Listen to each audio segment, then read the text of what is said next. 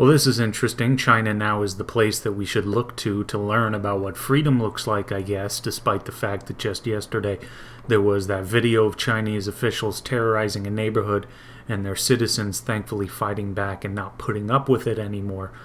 Also, China has just been going into homes and taking things from citizens.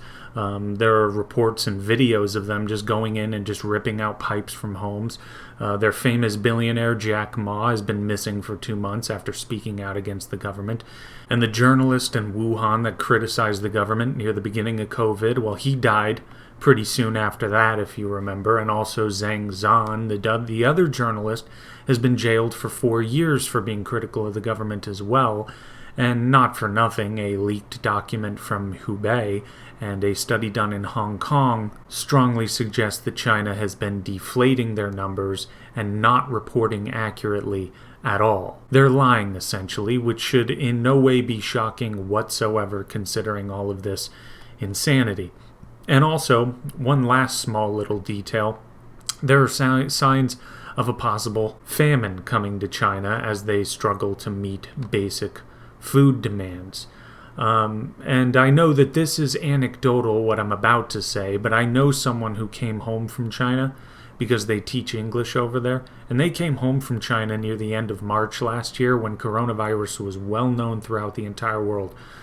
This person I know claims, and again I know it's anecdotal, but this person claimed that he had not even heard of coronavirus until he landed in the US.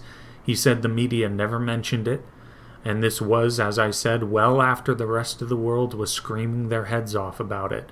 Now, I don't know for a fact if that's true, but considering they're pretty big on making people disappear and jailing journalists, it seems pretty obvious that they're desperate to control all narratives. So it wouldn't be shocking to me in the least bit if that was true.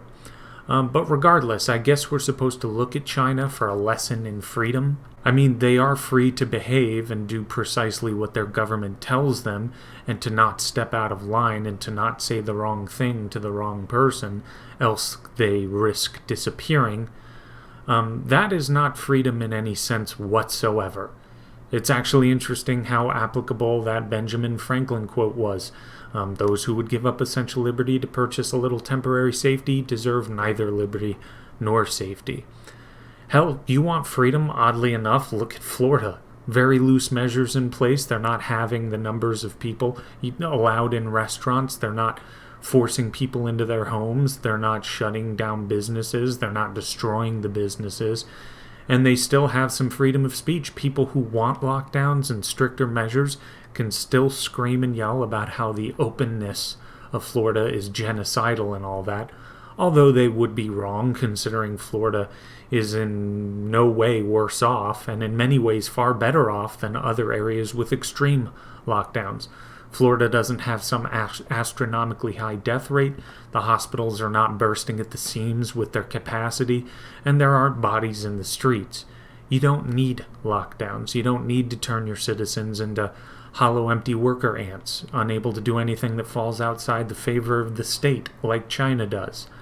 So just leave it to the New York Times to post such drivel like this. But that's all for now. Like and subscribe, and take it easy.